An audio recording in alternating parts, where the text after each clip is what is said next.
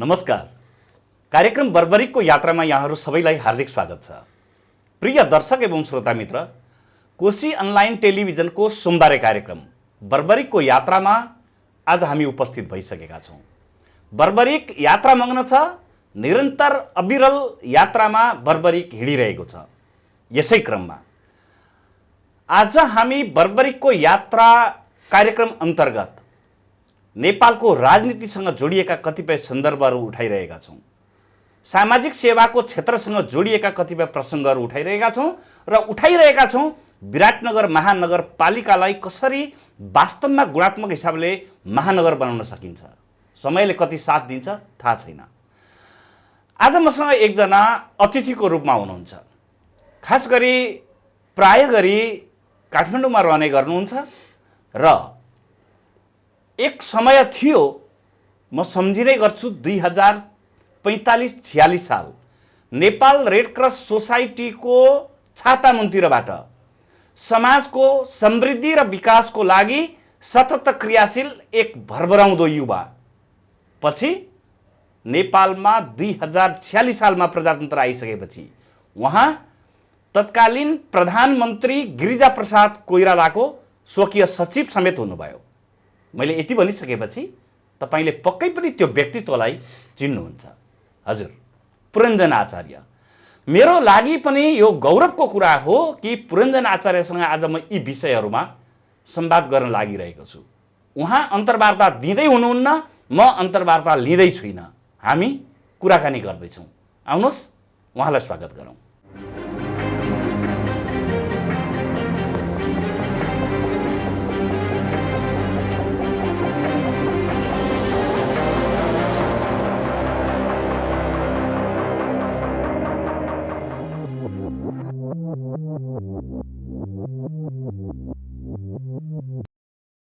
दाजु नमस्कार, कार्यक्रममा स्वागत छ। धन्यवाद छ भरत। कसरी चल्दैछ? होइन, अब अहिले गाउँघर घुम्दैछु। विराटनगर अब आएको छु। विराटनगर कम बसेको छु। यता यो रङ्गेली, दर्वेसा, डाइनिया, आमगाछी, रमाइलो गाउँतिर घुम्दैछु। रमाइलो भइरहेछ? होइन, रमाइलो छ। मलाई अब विराटनगर आउन रमाइलो लाग्छ। आफ्नो घर हो, गाउँ हो, होइन। यहाँ जन्मे हुर्के, अब जीवनको महत्त्वपूर्ण पाटाहरू यहाँ बितेका छन्, होइन। थुप्रै स्मृतिहरू पनि छन्। सबै चाहिँ करिब करिब मोरङको सबै गाउँघरमा बसेर केही न केही काम गर्ने अवसर पनि जुटेको छ, विकासै कार्यकर्ताको हैसियतले, होइन। अब अघि मेरो पृष्ठभूमिमा पनि आएको छ। म रेड क्रसको सामुदायिक विकास परियोजनाको म त्यही बिन्दुमा छु।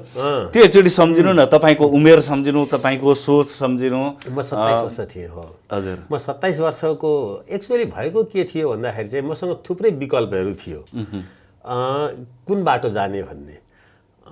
तर सरकारी जागिरमा जाने, त्यहाँ पनि नाम निस्किएको थियो मेरो। त्यस्तै केही चाहिँ अब सङ्घ संस्था, प्रतिष्ठित सङ्घ संस्था त्यो बेलाको त्यो पनि थियो।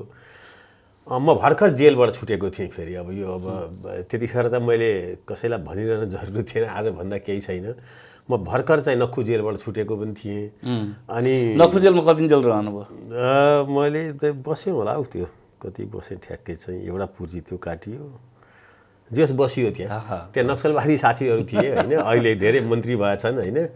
बसियो त्यहाँ। अब हेर्नु न, अब लामै बसियो त्यहाँ, लामै बसियो। थुप्रै साथीहरू थिए। अब काङ्ग्रेसका पनि थिए, नक्सलवादीहरू पनि थिए। पछि धेरै जसो अब झापा मुभमेन्टबाट आएकाहरू मलाई याद छ। नारद वाग्ले थिए, हामी खुब कुरा गर्थ्यौँ। नरेश खरेल थिए, धनेन्द्र बस्नेत थिए, के समथिङ गौतम थिए, धर्म अधिकारी थिए, होइन। हामी यिनीहरूमा नुहाउनेदेखि लिएर साँझ इभिनिङ वाक, मर्निङ वाक सबै। त्यहाँ लाइब्रेरी पनि थियो।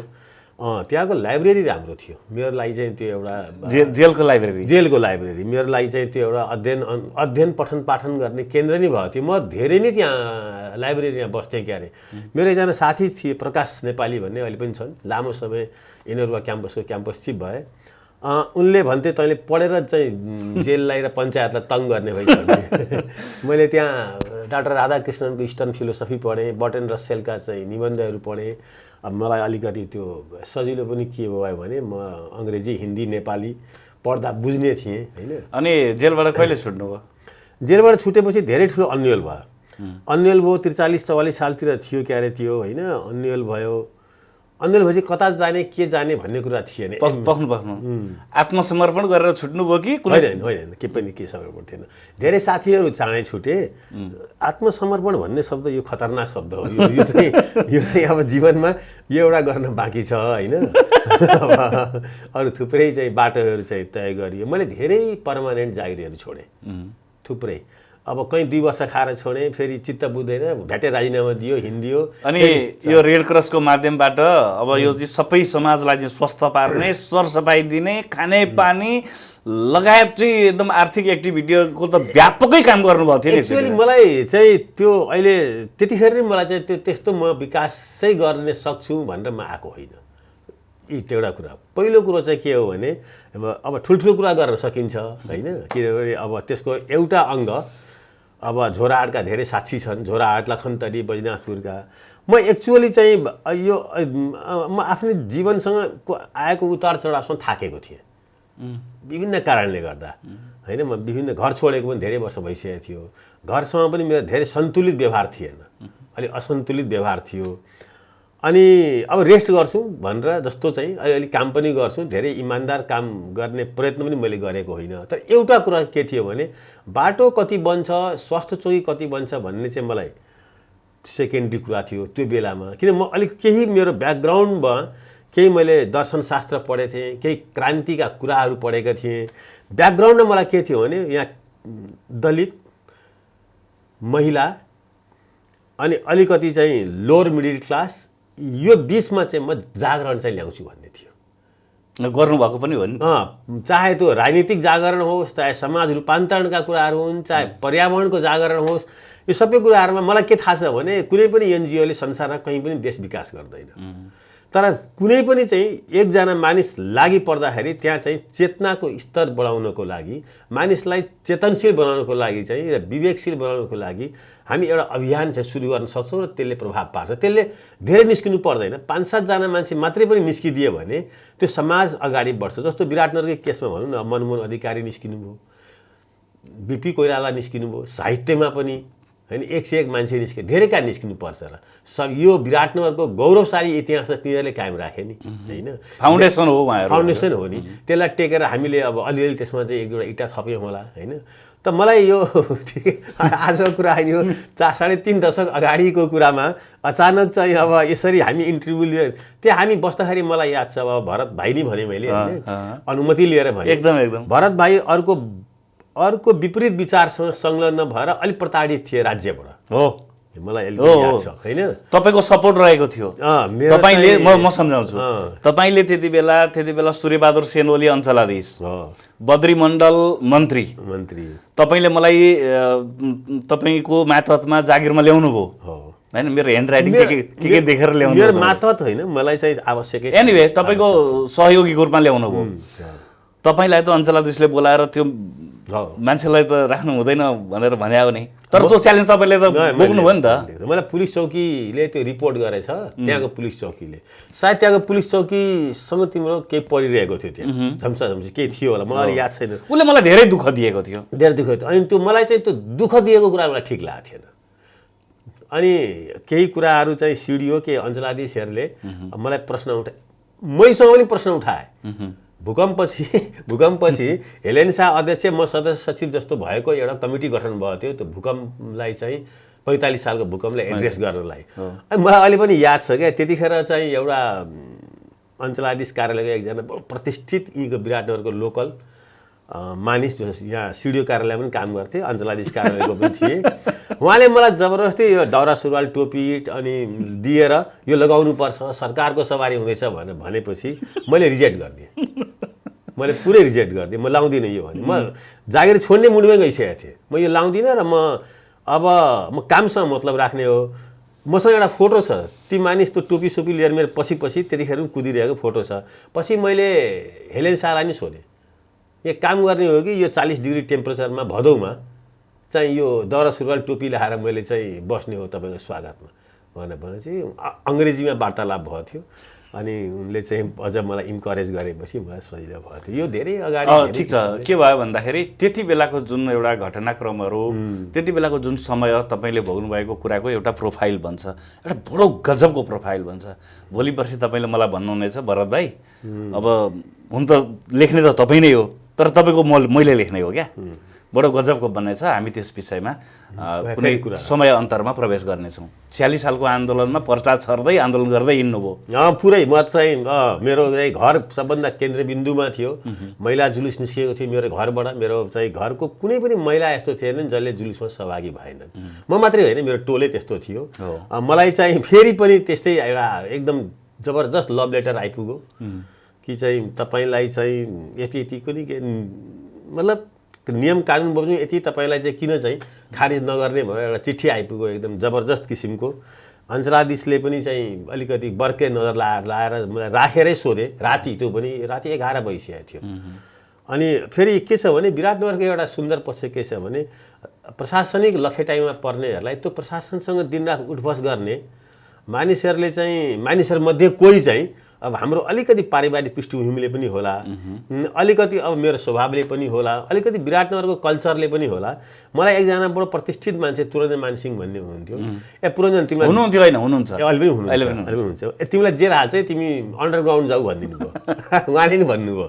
अब उहाँसँग अरू पनि थिए त म अन्डरग्राउन्ड गएँ। त्यसपछि 46 सालको आन्दोलनभरि जब मेरो घरबाट मेरो दाजुहरू दिदीहरू श्रीमती पनि समाति अनि म अन्डरग्राउन्ड गएँ। अब त्यो यस्तो थियो, अब त्यो एउटा फेस थियो, उमेर थियो होइन। अब अहिले त्यस्तो गर्न सकिँदैन पनि। तर के थियो भने यो हो, अगर 46 सालको परिवर्तन नभएको भए कुनै कारण कुनै विशेषले म मात्रै होइन मेरो परिवार उता भारत प्रवासमा जाने पक्का थियो। अब परिवर्तन भयो समयक्रममा। अब गिरिजाप्रसाद कोइराला प्रधानमन्त्री हुनुभयो, तपाईँ उहाँको स्वकीय सचिव हुनुभयो। त्यो समयलाई अलिकति सम्झिनु। यस्तो छ भयो के भन्दाखेरि चाहिँ म त्यो अन्तर्राष्ट्रिय रेड क्रसको सामुदायिक विकास परियोजनाबाट म प्लान इन्टरनेसनलमा गएँ। जानुभयो। प्लान इन्टरनेसनलमा चाहिँ गइसकेपछि मेरो त्यहाँ 2-4 वर्ष कति भइसकेपछि त्यहाँ पनि मेरो फेरि डेभलपमेन्ट मोडललाई लिएर मोरङको सुनसरीको भोजपुरको डेभलपमेन्ट मोडललाई लिएर जुन चाहिँ एउटा अमेरिकनले तयार पारेको थियो त्यसमा म सहमत थिइनँ। त्यहाँ मेरो झगडा सुरु भयो, नराम्रो झगडा सुरु भएपछि म सस्पेन्ड जस्तो भएँ। म त्यसै बसिरहेको थिएँ। अनि त्यो सन्दर्भमा म चाहिँ गिरिजाप्रसाद कोइरालासँग टाँसिन पुगेँ। गिरिजाप्रसाद कोइरालाको कन्स्टिट्युन्सी नम्बर 1 प्लान इन्टरनेसनलमा म काम गर्दै थिएँ। एकमा पनि यता शैलजाजीको पनि थियो, यता अरू पनि थियो, सुनसरीमा पनि थियो, सबैतिर प्लानको थियो। म टिम लिडर थिएँ प्लानमा पनि। त्यो धेरै नै चाहिँ आर्थिक रूपले धेरै चाहिँ बलियो थियो, आर्थिक रूपले धेरै आकर्षक जब हो त्यो होइन। आज पनि त्यसमा अफिसर लेभलमा काम गर्नेहरू महिनाको 2-4 लाख रुपियाँ कमाउँछन्, राम्रै त्यो थियो। त्यसपछि चाहिँ अब म त्यहाँ चाहिँ अलि अप्ठ्यारोमा फलेको फर्सिनी भएँ।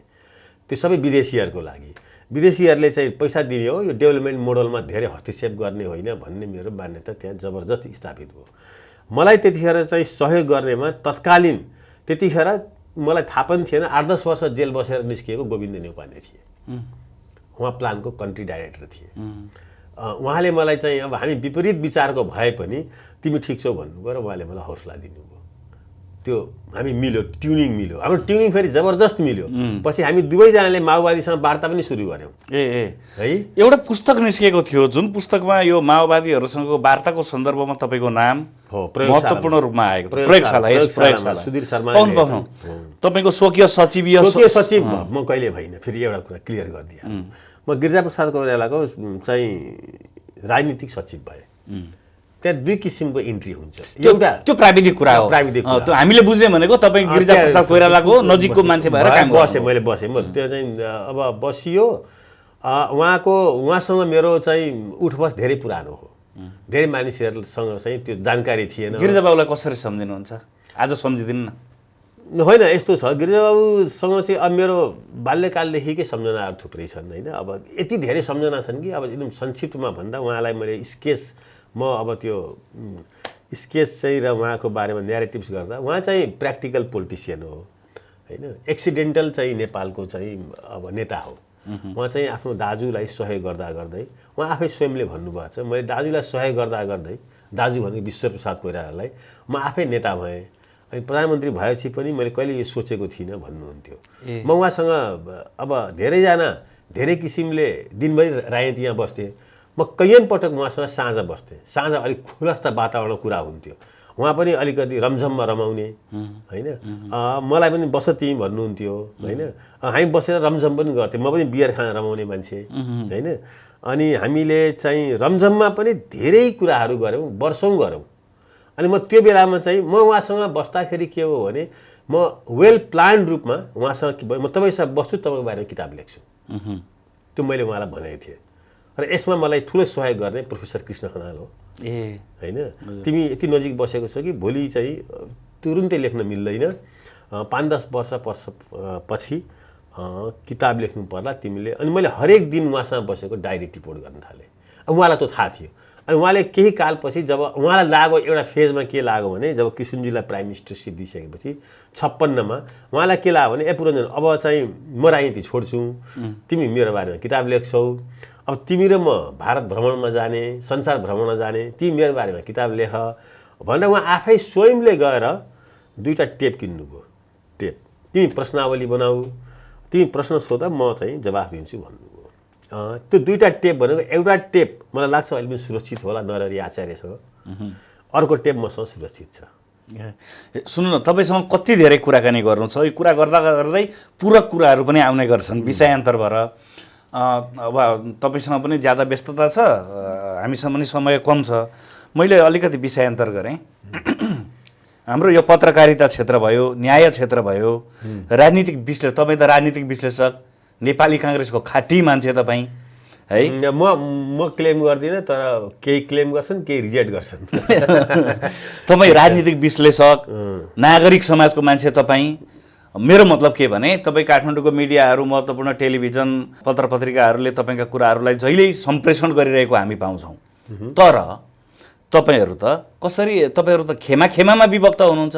तपाईँ काङ्ग्रेसको विश्लेषक, अर्को कम्युनिस्टको विश्लेषक, अर्को कुनै पार्टीको विश्लेषक। कसरी सही विश्लेषण हुन्छ लु आज भनिदिनु त।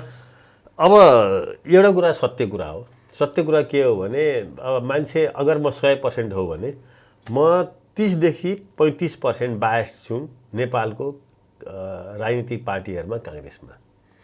तर म के गर्छु, मैले अब कति सकेको छु थाहा छैन, तर जब म यसरी मिडियामा बोल्न आउँछु काठमाडौँमा पनि यहाँ पनि, जब म लेख्न बस्दछु तब म आफूलाई चाहिँ निष्पक्ष राख्नको लागि 70% ट्राई गर्छु। त्यसको पछाडि म 100% चाहिँ 90% म किन हुन सक्दिनँ भने मेरो एउटा जीवनधारामा के छ भने मेरो सोचको जीवनधारामा म चाहिँ स्वतन्त्रता प्रेमी मान्छे हो। स्वतन्त्रता प्रेमी मान्छेले मेरो आफ्नो जति कम्युनिस्ट फिलोसफीप्रतिको ज्ञान छ या मार्क्सिस्ट फिलोसफीप्रतिको ज्ञान छ मेरो, त्यहाँ चाहिँ फ्रिडमभन्दा ठुलो चाहिँ अरू यो कुराहरू छन्, म्याटेरियलिस्टिक कुराहरू छन् त्यो। अनि म चाहिँ अब सायद खान लाउन पुग्ने परिवारमा जन्मेर पनि होला, मलाई कहिले पनि चाहिँ अब मेरो स्वतन्त्रतासँग सम्झौता गर्ने कुरा भएन। त्यो कारणले त्यो मेरो चाहिँ त्यसबाट म अभिभूत भएर चाहिँ म चाहिँ आफ्नो जीवनको लामो कालखण्ड काङ्ग्रेससँग नजिक भएँ। सुरुमा म यो सबै कुरा बुझेर होइन, सुरुमा म जस्तै अघि मैले एक्सिडेन्टल प्राइम मिनिस्टर गिरिजाप्रसाद हुनुभयो होइन, लाग्दा दाजुको। सुरुमा म मधुमारामा जन्मेँ, मेरो विराटनगर मेरो घर छ, सबैले देखेकै छ। त्यो घरको आसपासमा चाहिँ अरू चाहिँ राजनीतिक पार्टीसँग आबद्ध हुनुलाई झन्डै ब्यान्डै थियो, काङ्ग्रेसै हुनुपर्थ्यो। खालि संक्षिप्तमा के भनेको भने म नागरिक समाज होइन, पक्का कुरा। म राजनीतिमा मलाई अब केही मिडियाले विश्वास गर्छन् र बोलाउँछन् र उनीहरूले दिएको टाइटल राजनीतिक विश्लेषक हो होइन। त्यो मैले लिएको टाइटल होइन, मलाई कहिलेकाहीँ त्यो भारी पनि लाग्छ। त्यो विश्लेषण गर्न भनेको कम्तीमा पनि मेरो नजरमा राजनीतिक विश्लेषक हुनको लागि चाहिने त्यो प्रोफेसियन्सी भन्छ, त्यो चाहिँ एउटा चाहिँ दार्शनिक पक्षहरू, धार्मिक पक्षहरू, सामाजिक पक्षहरूमा चाहिँ धेरै ठुलो ज्ञान चाहिन्छ होइन विश्लेषक हुनको लागि। म केही घटनाहरूलाई केलाएर चाहिँ अब यसो कुराकानी गर्ने चाहिँ एउटा मानिस भनेर मिडियाले चिनाइदिएको छ। तर जहाँसम्म अब म यो यहाँले बोलिरहँदाखेरि पनि एउटा कुरा चाहिँ मेरो सधैँ हेक्का हुन्छ, के छ भन्दाखेरि चाहिँ म इमान्दार हुने प्रयत्न गर्छु। म गिरिजाप्रसाद कोइरालासँग बस्दा पनि म त्यहाँ चाहिँ काङ्ग्रेस त म थिएँ, अहिले छु कि छुइन थाहा छैन होइन। यो बिन्दुमा ठ्याक्कै आइपुगेँ। मलाई के लाग्छ भने नेपाली काङ्ग्रेससँग पनि तपाईँ कुनै कालखण्डमा थोरै कालखण्ड समयमा अलिकति विचलित भएर तपाईँले त्यो कुनै समयमा अन्ना हजारेको आम आदमीसँग सन्दर्भित कुराहरू पनि गर्नुभएको थियो कि? एक्ज्याक्टली। मैले चाहिँ के लेखेको थिएँ भने मैले यो फेरि बाबुरामजी सयको बारेमा मेरो लामो कुरा भएको छ। बाबुराम भट्टराईसँग बाबुराम भट्टराईसँग मात्रै होइन, रविन्द्रजीले पनि सायद मेरो घरैमा कहीँ हामी लामो कुरा गरेको थियौँ रविन्द्र मिश्रसँग। जति पनि चाहिँ मेरी स्ट्रिम पार्टीका वैकल्पिक शक्तिहरू छन् अहिले काठमाडौँमा प्रयत्न गरिरहेका, ती सबैसँग चाहिँ मेरो लामो लामो कुरा भएको छ। उनीहरूले मलाई चाहिँ तपाईँ काङ्ग्रेस छोडिसक्नुभयो, अब हामी कहाँ आउनुहोस् भनेर होइन, अनि त्यो भएको छ। त्यसमा मैले चाहिँ भन्ने के गर्छु भने आम आदमी पार्टीको उदाहरण दिने गर्छु। चाहिँ इन्डियाको 70 वर्षको डेमोक्रेसी पछि आम आदमी पार्टीको दिल्लीबाट उदय भयो। अहिले तपाईँहरू एकैबाट नेसनल पार्टी बनाउन खोज्नुहुन्छ, नेसनल रूपमा जागरण नल्याइकन नेसनल पार्टी बन्दैन होइन। कि त एउटा यस्तो इभेन्ट गर्नु पर्यो, एक्सन गर्नु पर्यो जसले चाहिँ थर्कमान होस् नेपाल, जस्तो नेपाली काङ्ग्रेसले थर्कमान पारो विराटनगर जुटमिलको आन्दोलन गरेर बिपी कुराले, झापा मुभमेन्टले देशभरि चाहिँ जुनसुकै कुराले होस् तर एक्सन गरौँ नि उसले होइन, एउटा जस्टिसको एक्सन गरौँ, समाजमा चाहिँ सामन्तशाहीको टाउको गिड्ने कुरै गरे पनि होइन, गीतको माध्यमबाट होस्, त्यसपछि जागरण एउटा ल्यायो नि चेतना। माओवादीले पनि स्पार्क क्रिएट गरौँ रोल्पा रुकुममा, झिल्को बालो। त्यो झिल्को पछाडि के थियो भने फेलियर चाहिँ थियो संसदीय व्यवस्थाको, र उसले पनि एउटा आशा क्रिएट गरौँ। अब यो तपाईँहरू काठमाडौँको कम्फोर्ट जोनमा बसेर मैले यो भनेको चाहिँ बाबुरामजी र चाहिँ खास गरी रविन्द्र मिश्रहरूलाई काठमाडौँमा बसेर उठेको आन्दोलन चाहिँ प्रजा परिषदको त्यो त्यतिखेरै भस्मीभूत भयो, खरानी भयो। काठमाडौँबाट कुनै पनि आन्दोलन उठ्न सक्दैन, किनभने काठमाडौँ आन्दोलनको जब पिकमा पुग्छ तब त्यसले मात्रै त्यो सडक तात्दछ। तर यो मुलुकलाई आन्दोलनको झिल्को बाल्नको लागि भ्याली बाहिरबाट त्यसको स्टार्ट गर्नुपर्छ। यहाँ मात्रै होइन, संसारको नियम हो, यो क्रान्तिको नियम हो भन्छु म। मैले यो कुरो फेरि चाहिँ धेरै भन्दा पनि केही न केही पढेर, जस्तो अब फ्रेन्च रेभोल्युसन पढेँ, अमेरिकन इन्डिपेन्डेन्स मुभमेन्ट पढेँ, अब भारतको स्वतन्त्रता सङ्ग्राम पढेँ होइन, बोल्सिविक क्रान्ति रुसको पढेँ, तिनीहरूको पछाडिको सोसियल पृष्ठभूमि, आर्थिक पृष्ठभूमि पढिसकेपछि मलाई के लाग्यो भन्दाखेरि चाहिँ नेपालमा रियलमा क्रान्तिको चाहिँ या परिवर्तनको या चाहिँ भनौँ न अब राजनीतिक रूपान्तरणकै खोजी गर्ने हो भने किन कोही सक्सेस भएको छ, किन कोही असफल भएको छ भन्दाखेरि चाहिँ त्यही चिज रोल्पा रुकुममा नगरेर चाहिँ पुष्पकमल दाहालहरूले चाहिँ काठमाडौँमा गरेको त्यो केही पनि हुँदैन थियो। त यो कुरा मैले आम आदमी पार्टीको सन्दर्भमा पनि हो, सहरी बेस एउटा करप्सनको इस्युमा लिएर, जस्तो आम आदमी पार्टी चाहिँ अरविन्द केजरीवालले बनाएको होइन, त्यसको पृष्ठभूमि कसले बनाइदियो भने अन्ना हजारेले। अन्ना हजारे एउटा गान्धीवादी अनुहार भएको मान्छे, उनले चाहिँ इन्डियन नेसनल कङ्ग्रेसको करप्सनलाई लिएर ठुलो चाहिँ सत्याग्रह गरे, त्यसलाई लिएर त्यसमा चाहिँ धार्मिक संस्थाहरू जोडिए, रामदेवको जस्तो संस्थाहरू जोडिए। त्यसपछि अन्ना हजारे के अरे चाहिँ अहिलेको अरविन्द केजरीवाल जस्तो स्मार्ट एउटा गभर्मेन्ट जबबाट विड्रो गरेको मान्छेले त्यहाँ आफ्नो अपर्च्युनिटी र स्पेस देखेर त्यहाँ उनले त्यसलाई लिडरसिप दिए र त्यसलाई पोलिटिकल पार्टीमा ट्रान्सफर्म गरे। अब त्यसको आइडियोलोगले त्यसलाई छोडिदिए। त्यो हो भनेको चाहिँ योगेन्द्र यादव हुन्। योगेन्द्र यादव जो अहिले स्वराज नेपाल चलाएर बसेका छन्। त के हुन्छ भने सोच्ने मान्छेहरू एउटा हुन्छ, तर पोलिटिकल पार्टी बनाएर त्यो सबै सोचलाई हाइज्याक गरेर फेरि त्यो ट्रेडिसनल पार्टीमा परिवर्तन गरिदिन सक्ने मान्छेको क्षमतै अर्को हुन्छ। ठिक छ, एकछिन प्रयोगशालामा उल्लेखित कुराका सन्दर्भमा लागौँ। नेपालमा 10 वर्ष जनयुद्ध भयो, ठुलो विनाश भयो। तपाईँले त्यसलाई चाहिँ व्यवस्थापन गर्ने सन्दर्भमा तपाईँ र तपाईँका साथीहरू अरूहरू पनि ले चाहिँ जुन प्रयास गर्नुभएको थियो, छोटोमा सम्झिदिनु न। त्यस्तो के थियो भने अब गिरिजाप्रसाद कोइरालाको म त्यतिखेर चाहिँ राजनीतिक सहयोगी थिएँ। उहाँले चाहिँ आफ्नो बिपीलाई सम्झिँदाखेरि तर्सिनुहुन्थ्यो माओवादीसँग कुरा गर्न जानलाई। तर तत्कालीन राजा ज्ञानेन्द्रले दिएको पीडा सम्झेर यसलाई देखाइदिन्छु भन्ने चाहिँ थियो उहाँलाई। त्यो द्वन्द्वमा 1-2 महिना चलिरहेको थियो, 2-4 महिना बितेको थियो। एक दिन मलाई साँझ पख मलाई पनि याद छ, नारायणगोपाल चोकको उहाँको घरमा यता र उता हिँड्दै हुन्थ्यो। हामी प्रयत्न गर्दैथ्यौँ, धेरै प्रयत्न गर्दैथ्यौँ कि चाहिँ होइन गिरिजाजी तपाईँले वार्ता गर्नु भएन भने भोलि युएनले गर्ला या चाहिँ यही राजाले गर्ला, लेजिटिमेसी उसले कायम गर्छ। तपाईँको अबको जीवनको रोल भनेकै तपाईँलाई कसैले प्रधानमन्त्री भनेर चिन्दैनन्, किनभने तपाईँको कार्यकालमा कुनै काम ठिक किसिमले भएको छैन। त्यो हामी भनिरहन्थ्यौँ। र थप के पनि भन्थ्यो भने तपाईँले जीवनमा एउटा यो काम गर्नुभयो भने जसबाट हिंसा हत्याबाट मान्छेलाई मिनिस्टर मानिरहनु भएको थिएन। एक दिन अब विभिन्न प्रयत्न गर्दा गर्दै एक दिन मलाई उहाँले के भन्नुभयो, मैले त्यो दिन, त्यो समय, त्यो काल, अस्ताउँदो सूर्य सबै सम्झिन्छु होइन। उहाँले फ्याट्टै के एप्रोजन भन्नुभयो, ल त बोलाऊ त त्यो गोविन्दलाई भन्नुभयो। गोविन्द भनेको गोविन्द नेउपाने, ल बोलाऊ उसलाई, म वार्ता गर्छु माओवादीसँग। अब उहाँसँग अरू च्यानल पनि भइरहेको थियो होला कुरा, या उहाँ, तर त्यसको पछाडि चाहिँ अलिक दार्शनिक कुराहरू, किन वार्ता गर्नुपर्छ गिरिजाप्रसाद कोइरालाले, तपाईँ नगर्दा मुलुक कता जान्छ, अहिले तपाईँ यहाँको सबभन्दा अभिभावक र सिनियर लिडर हो, तपाईँको हिजोको इतिहास त्यति चाहिँ गौरवशाली नहोला, प्रधानमन्त्री हुनुभयो 48-51मा, 51 पछि पनि 56मा, फेरि चाहिँ होलेरी काण्डपछि छोडेर हिँड्नुभयो होइन, सरेन्डरै गरेर हिँड्नुभयो, राजाले पनि दुःख दिइरहेछ अहिलेको राजा ज्ञानेन्द्रले। त यो सबै कुरालाई तपाईँको इतिहासमा चाहिँ तपाईँलाई कसरी सम्झिन्छ भाइ पुस्ताले, के सम्झिन योग्य काम त गर्नु पऱ्यो नि तपाईँले भनेर। अब सायद त्यो अन्तर्द्वन्द्वमा उहाँ 2-4 महिना बिताउनु भयो, उहाँलाई पनि लागिरहेको थियो होला होइन, हामीले मात्रै भनेर त उहाँले गर्ने कुरा भएन। अनि सान्दाजुको चाहिँ त्यत्रो अडान के हुन्छ भन्नुभयो उहाँले फ्याट्ट लाएर। सान्दाजु भने बिपी कोइराला एन्टी कम्युनिस्ट र राजासँग घाँटी जोडिएको।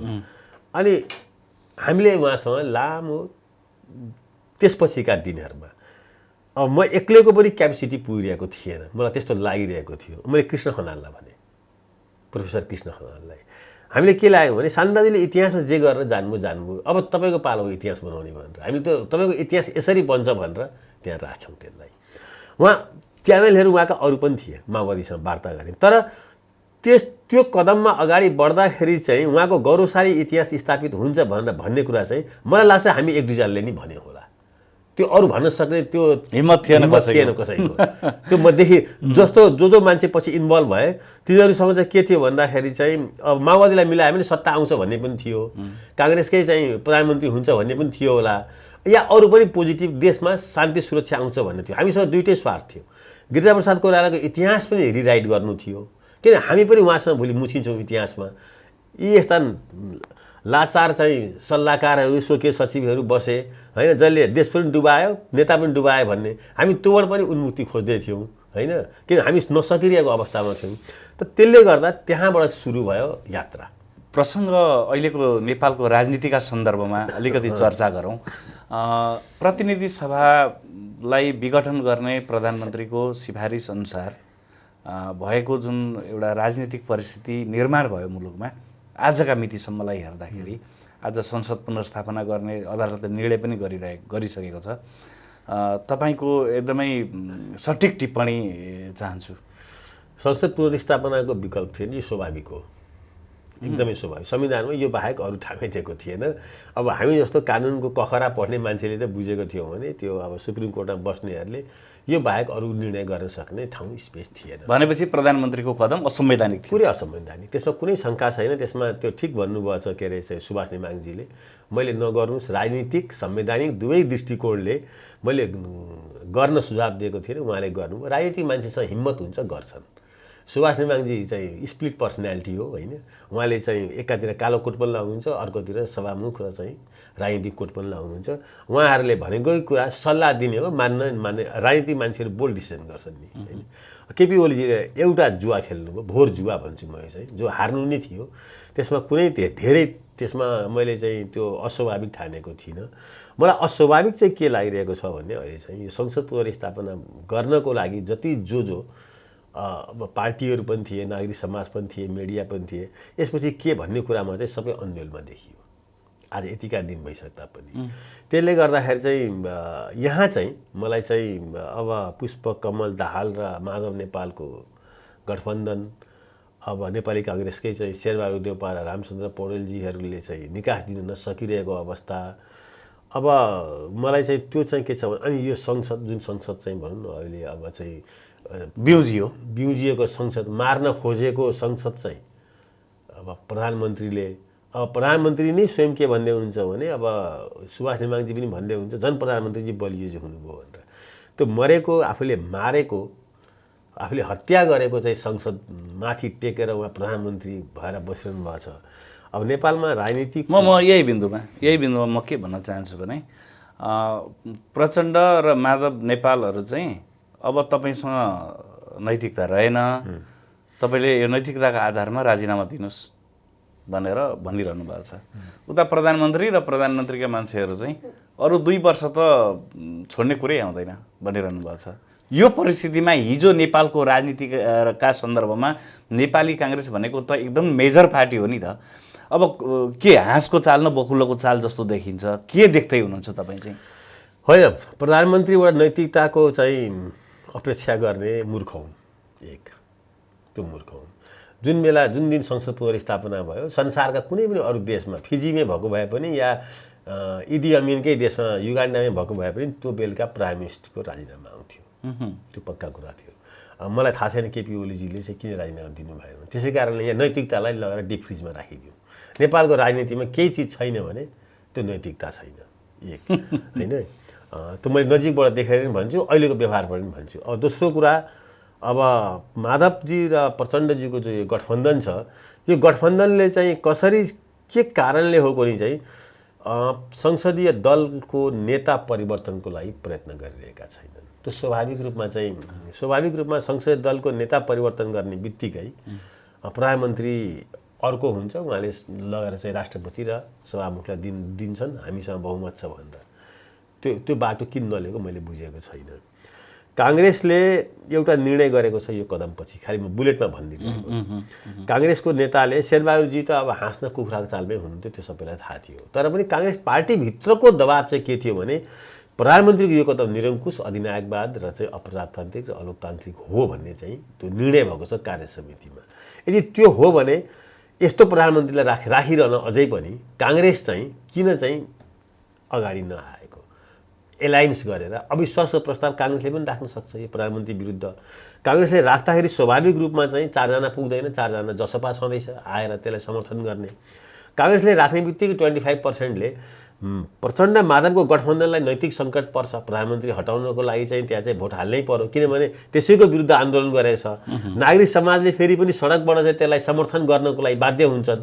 एकातिर प्रधानमन्त्री निरङ्कुश अधिनायकवादी तानाशाही हो भनेर चाहिँ जुन ढङ्गले काठमाडौँमा आन्दोलन उठ्यो, नेपालभरि मिडियाले पनि सहयोग गर्यो, त्यो ढङ्गले अहिले फेरि चाहिँ प्रधानमन्त्रीको अहिले यो मुलुकको पहिलो जिम्मेवारी के भने त्यो विश्वास त्यो हो भने।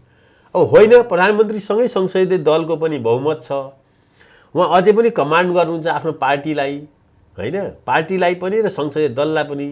भने उहाँलाई हिजो गरिएका यी प्रयत्नहरू चाहिँ जुन थिए हटाउने गरिएका प्रयत्नहरू, त्यो त चाहिँ बेअर्थका रहेछन् नि, त्यो त काम लाग्ने भएन।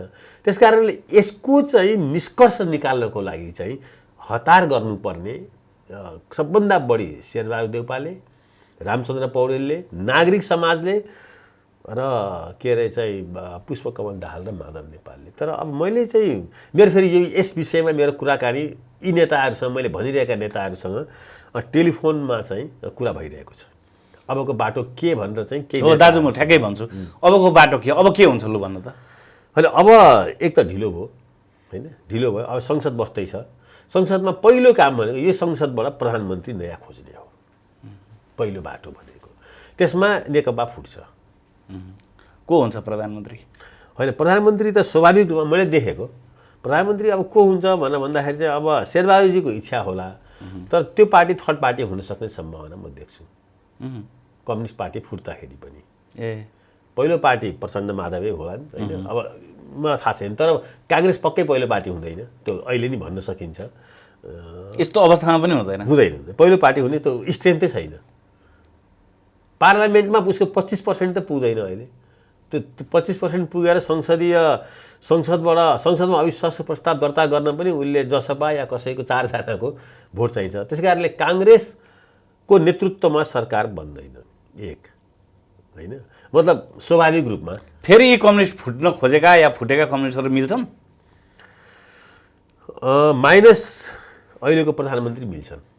यो कम्युनिस्ट पार्टी सबै चाहिँ फेरि एकै ठाउँमा उभिने कन्डिसन भनेको खड्ग ओलीमा भयङ्कर ठुलो चेतना जाग्नुपर्छ, भयङ्करै ठुलो। मैले बनाएको पार्टी, यो पार्टीलाई मैले भड्कालोमा हालेँ, यस पार्टीको 2/3 बहुमत मैले खेर फालेँ।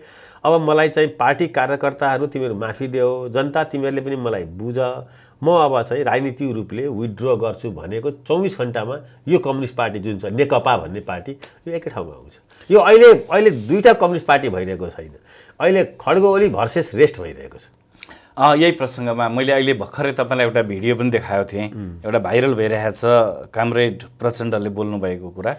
त्यहाँनिर उहाँले भनिरहनु भएको थियो कि भारतलाई उहाँले नेतृत्व गर्नुभएको कम्युनिस्ट पार्टी, नेपाली काङ्ग्रेस र जनता समाजवादी पार्टीको चाहिँ संयुक्त सरकार भयो भनेदेखि कम्फर्ट हुन्छ, कम्फर्ट भनिरहनु भएको थियो उहाँले यो भनिरहँदाखेरि तपाईँ के फिल गरिरहनु भएको छ दाजु? अहिले मैले त्यो त्यति क्लिप चाहिँ हेरेँ होइन, त्यसको अगाडि पछाडि त सबै हेर्न पाएँ, मैले पनि हेरेको छैन।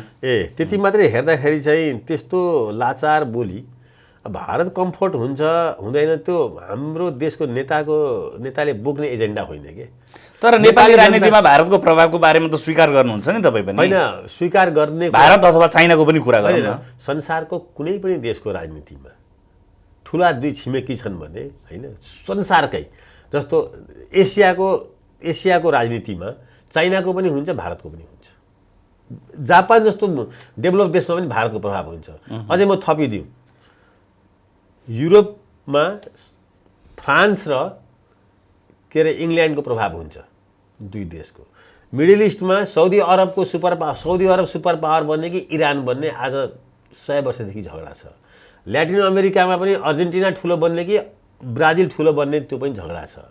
त्यसकारणले संसारभरि यो कुरा नसोचौँ हामीले कि चाहिँ जब नेपाल जस्तो देश जो बिचारा चाहिँ यत्रो जाइन्ट चाहिँ ग्लोबल जाइन्ट दुई देशको भूगोलको बिचमा फसेको छ, यसमा चाहिँ चाइना चुप्लाएर बस्छ, इन्डिया चुप्लाएर बस्छ भन्ने होइन। त त्यसै कारणले सन्तुलित भू राजनीति भनेको त्यही हो, सन्तुलित कूटनीति भनेको त्यही हो, जहाँ चाहिँ यो दुवैलाई इक्वल डिस्टेन्समा राखेर बोलिन्छ गरिन्छ। अघि मैले त्यति मात्रै क्लिप हेर्दा मैले के देख्छु भने त्यो असन्तुलित बोली चाहिँ प्रचण्डजीको, त्यो लाचार बोली। अब हामीलाई किन चाहियो चाहिँ इन्डियालाई कम्फोर्ट गर्ने, हामीलाई संसारलाई कम्फोर्ट गर्ने, नेपाली जनतालाई कम्फोर्ट गर्ने सरकार चाहिएको छ होइन। उहाँको अस्तिको अभिव्यक्ति पनि त्यस्तै खालको आएको थियो पुष्पकमल दाहालजीको। पुष्पकमल दाहालजीमा चाहिँ के देखिन्छ भने, म त्यो यही टेलिभिजन मार्फतबाट भन्छु, मलाई भन्नुला उहाँलाई पर्सनली पनि जस्तो लागेको थियो। उहाँमा चाहिँ parliamentary system, democracy, geopolitics, global कूटनीतिको बारेमा चाहिँ उहाँसँग ल्याङ्ग्वेज र उहाँको चाहिँ अभिव्यक्तिहरू अत्यन्तै बचकना छन्। बोल्ने नहुने कुरा पनि बोलिदिने हो। प्रधानमन्त्रीले त्यही गरेर चाहिँ उहाँको यो हालत भएको अहिले होइन। किनभने मान्छे सबभन्दा आफूले आफूलाई ट्र्यापमा पार्छन् धेरै बोलेर। दाजु एउटा कुरा नि, अब यो नेपाली राजनीतिमा ज्यादा धेरै भ्रम र यो धेरै भ्रमको शिकार भएका छन् नेपाली जनताहरू। कसैलाई पनि मन नपराउन पाउने अधिकार पनि त हुनुपर्छ। यो तपाईँहरू भन्ने गर्नुहुन्छ राइट टु रिजेक्टको जुन कुरा हो। तपाईँ एउटा अभियन्ता हो, तपाईँ जस्ता मान्छेहरूबाट राष्ट्रले त आश गरेको हुन्छ, तर तपाईँहरू यो मुद्दा कहिले पनि उठाउनुहुन्न। यो संविधानमा लेखिएको मुद्दा काटिएको हो। म आज यहाँ डिस्क्लोज गर्छु, यो अहिले वर्तमान संविधानमा राइट टु रिजेक्टको व्यवस्था थियो। लास्ट आवरमा केही चाहिँ साथीहरूले, खास गरी लेफ्ट साथीहरूले यसलाई काटे। उठाएको मात्रै होइन, यसलाई संवैधानिक प्रावधानमा हामीले हालिसकेको थियो झन्डैले। तर यो काटियो, यो रहस्यमय तरिकाले काटिएको छ। यसलाई उठाउनु छोड्नु हुँदैन, सही कुरा नउठाएको होइन। फेरि अब यो विषयमा चाहिँ लामो छ यो कुरा, कसरी त्यहाँ प्रवेश गराइयो, कसरी यसमा कन्भिन्स गरियो, यो भइसकेको थियो झन्डै भइसकेको थियो, संविधानमा व्यवस्था गरिसकेको थियो। तर केही साथीहरूले यसलाई चाहिँ उग्रै रूपमा यो चाहिँ एकदमै चाहिँ के अरे चाहिँ एनजिओले ल्याएर हालो, यो चाहिँ एनजिओ मुभमेन्ट यहाँ छिर्यो भनेर भने। अब हामीलाई पनि कुनै जमानामा कुनै पूर्व जन्ममा चाहिँ एनजिओमा काम गरेको आरोप अहिले पनि लाग्ने गर्छ होइन। अब यो डलर खेती नै गर्छन् भन्छन्, अब डलर खेती कति गरियो त्यो आफ्नो ठाउँमा छ होइन। तर के हो भन्दाखेरि चाहिँ नगरेको होइन, प्रयत्न जारी छ।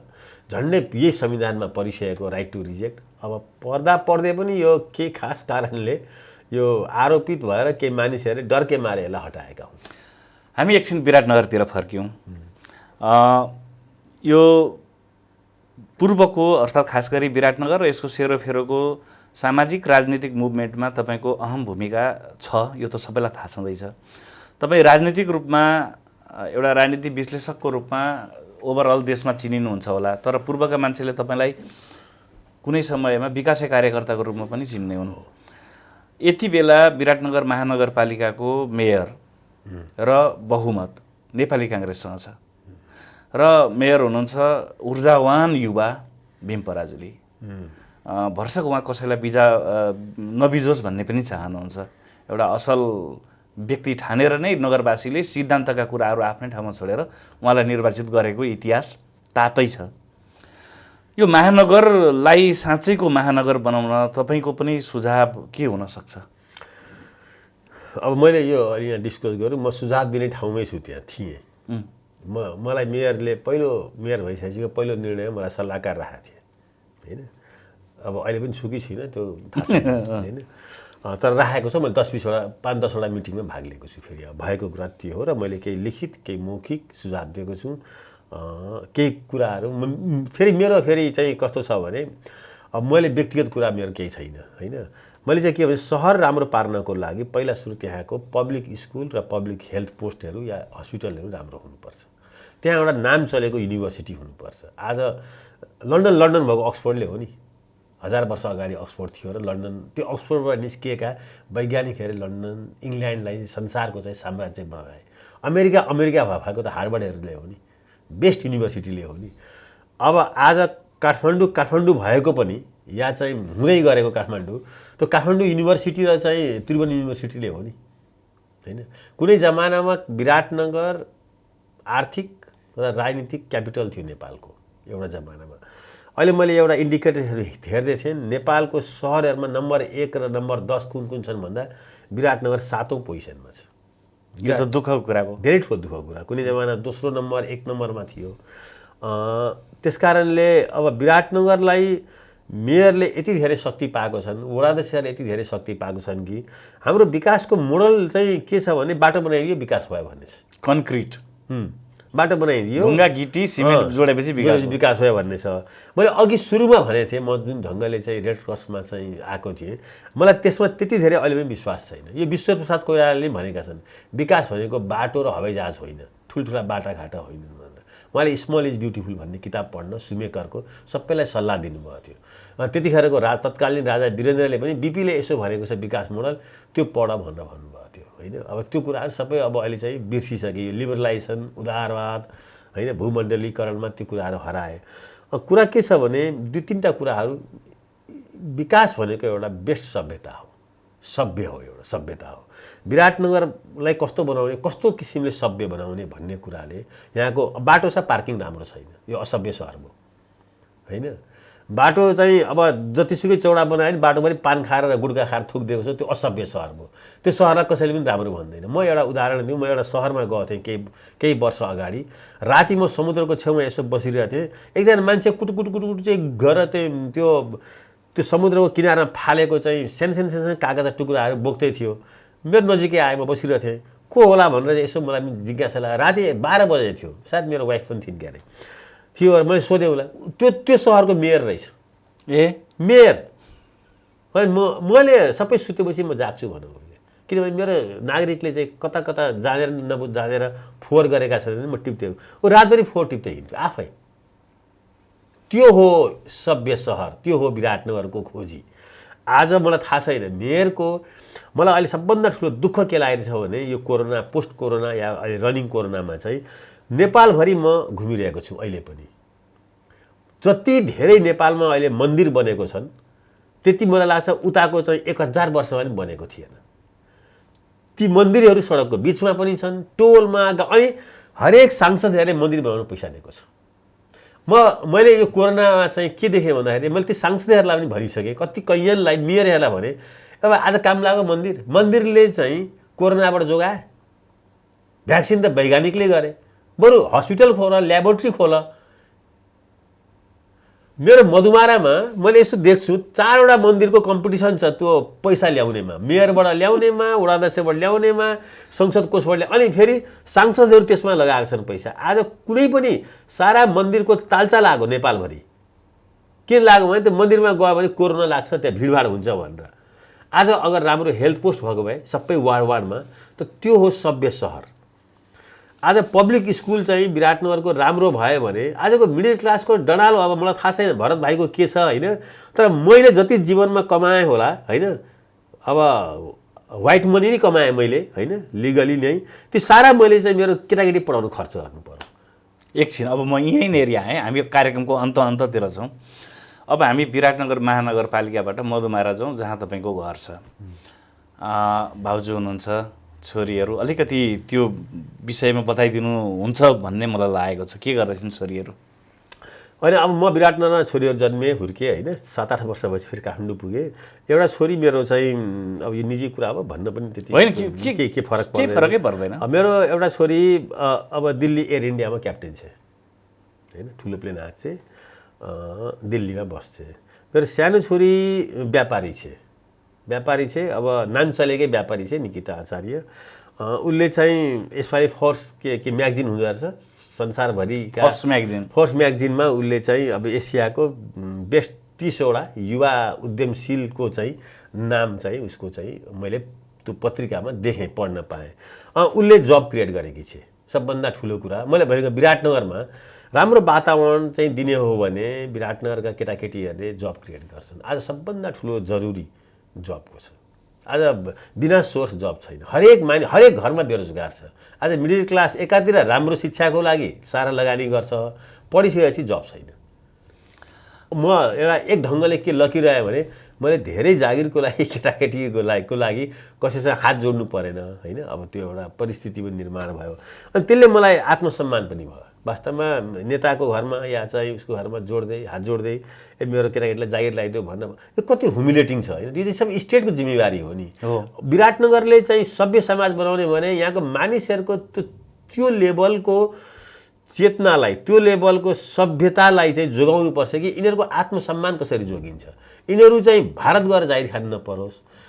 विराटनगरको मेयरको जिम्मेवारी हुन्छ, उसले भन्नुपर्छ यहाँ ग्रेजुएट गरेको 100%लाई म यहाँ जब दिन्छु, त्यसको लागि म यहाँको उद्योग वाणिज्यसँग कुरा गर्छु, यहाँको एग्रो फार्मासँग कुरा गर्छु, यहाँको चाहिँ के छ पोटेन्सियलिटीहरू, त्यसको लागि दिनरात मिटिङ गरेँ। म त्यो एक्सपेक्ट गरेर थिएँ। तपाईँ त्यो एक्सपेक्ट गर्नुहुन्छ दाजु। तर के छ भने अब हामीले हेर्दाखेरि पनि अब यहाँको कार्यक्रम एप्लाई गर्ने कुराहरू के कसो होला, त्यसको रिजल्ट आउने कुरा कस्तो होला। तर अब एउटा नागरिकको रूपमा हामीले हेर्दाखेरि अब मेयर पनि 24 घन्टा दत्तचित्त भएरै खटेको हामी देख्न चाहिँ। तपाईँले महत्त्वपूर्ण समय दिनुभयो।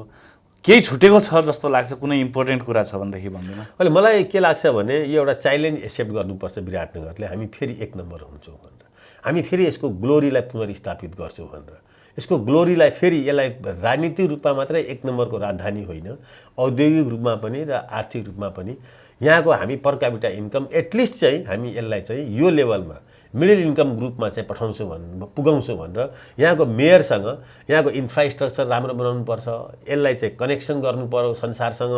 अब दुःखको कुरा हो नि। दुःखको कुरा के हो भन्दाखेरि चाहिँ सत्याग्रह नै गर्ने बेला भइसक्यो। यहाँ पोखरा, भैरवा र काठमाडौँको दूरी 2 देखि 3 घन्टाको छ। त्यहाँ 3वटा इन्टरनेसनल एयरपोर्ट बनिसके। विराटनगरमा यता पूर्वतिर किन आएन इन्टरनेसनल एयरपोर्ट? यहाँको राजनीतिज्ञहरूले आफूलाई शर्मसार गर्नुपर्ने हो नि। पोखरा र भैरवाको दूरी कति छ र इन्टरनेसनल एयरपोर्ट त्यो 2टा बनिरहेको छ। त्यसै गरी काठमाडौँमा र चाहिँ पोखराको दूरी पनि कति छ। विराटनगर जो चाहिँ एउटा भन्नु पूर्वको कञ्चनजङ्घा पनि छ, पूर्वको हब हुन सक्थ्यो नि। तर यहाँको पोलिटिसियनहरूले यसलाई एक्सप्लोइट गरेका छन्। पहिला सुरु त्यो बुझ्नुपर्छ। पोलिटिसियनहरूले या त क्षमता छैन या पिपुलमाथि एक्सप्लोइट गरेर आफू काठमाडौँको केन्द्रमा बसेका छन्। यहाँको डेभलपमेन्टको चाहिँ जुन एप्रोचहरू छ, यहाँ अहिले मलाई लाग्छ राम्रो MBA पढाउने इन्स्टिट्युट पनि छैन। MBA जुन क्वालिटीको MBA निकाल्ने त्यो पनि छैन भन्छन् होइन। मलाई त एक्ज्याक्टली थाहा छैन।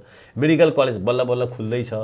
त आखिरमा यहाँको युथहरूलाई मिट केयरी गर्ने यहाँ चाहिँ युथ लाइफै छैन। स्पोर्ट्स एउटा सेन्टर छैन, राम्रो छ त छैन नि। यहाँ कला साहित्यमा चाहिँ केही कुरा चाहिँ यसो चाहिँ रुचि राख्ने मान्छेले यसो अगाडि केही चाहिँ बढायो भने त्यसलाई होस्टेलमा हैसे गर्नको लागि पोलिटिसियनहरू आफै आउनुपर्ने हो नि। सहर बन्छ केले चाहिँ कला संस्कृति सभ्यता भनेको यही त हो नि। इङ्ल्यान्डलाई चाहिँ सेक्सपियरले चिनाए भन्छ, त्यहाँ सेक्सपियरको नाटकले चिनाए भन्छ, गोथेले जर्मनलाई चिनाए भन्छन् होइन। त्यस्तो छ नि। आखिरमा हामी यहीँका मन्त्रीहरू प्रधानमन्त्री युरोप जाँदा दङ्ग पर्छन्, त्यसै चाहिँ यो रहेछ भने चाहिँ स्ट्याचु हेरेर आउँछन्। यहाँ पनि कम मान्छे छैन नि। तर के छ भन्दा यहाँ त्यसलाई कनेक्ट गर्न सकेको छैन, स्टेटले पनि छैन, लिडरले पनि छैन। मलाई के लाग्छ भने अहिले पुरै यो संविधानले अधिकार दिएको छ वार्ड र चाहिँ नगरपालिकालाई। यिनीहरूले आफ्नो अधिकारलाई चाहिँ उयो हनुमानले आफ्नो शक्ति थाहा भए जस्तो त्यो शक्ति थाहा पाएर त्यसलाई प्रपरली युज गर्ने हो भने सिंहदरबार चाहिँदैन। सिंहदरबारसँग के पनि कनेक्ट नगरिकन पनि विराटनगरलाई समृद्धिशाली बनाउन सकिन्छ। हुन्छ दाजु, महत्त्वपूर्ण समय दिनुभयो, धेरै धेरै धन्यवाद। हस्, मलाई पनि चाहिँ यो कोशी अनलाइन चाहिँ टेलिभिजनले चाहिँ यो अवसर दियो। त्यसमा पनि अब भरत गुरागाईसँग विराटनगरमा यसरी भेट भयो, यो मेरो लागि पनि अभूतपूर्वै हो। प्रिय दर्शक एवं श्रोता मित्र, मलाई लाग्छ अब मैले केही भनिरहनु पर्दैन। पुरञ्जन आचार्य एक बहुआयामिक व्यक्तित्व जसले समाज राष्ट्र निर्माणका लागि दृष्टिकोण दिन सक्छ। त्यो व्यक्तित्वलाई आज विराटनगरमा रहेको कोशी अनलाइन टेलिभिजनले स्वागत गर्न पायो र उहाँका विचारहरूलाई तपाईँसम्म सम्प्रेषण गर्न पायो। कार्यक्रम कस्तो रह्यो, तपाईँका अनमोल सुझाव र प्रतिक्रियाहरूको आग्रह गर्दछु, आशा गर्दछु। फेरि पनि अर्को अङ्कमा बर्बरिकको यात्रा कार्यक्रम सहित उपस्थित हुने बाचासहित आजको कार्यक्रमबाट ओझेल पर्न चाहन्छु। धन्यवाद, नमस्कार।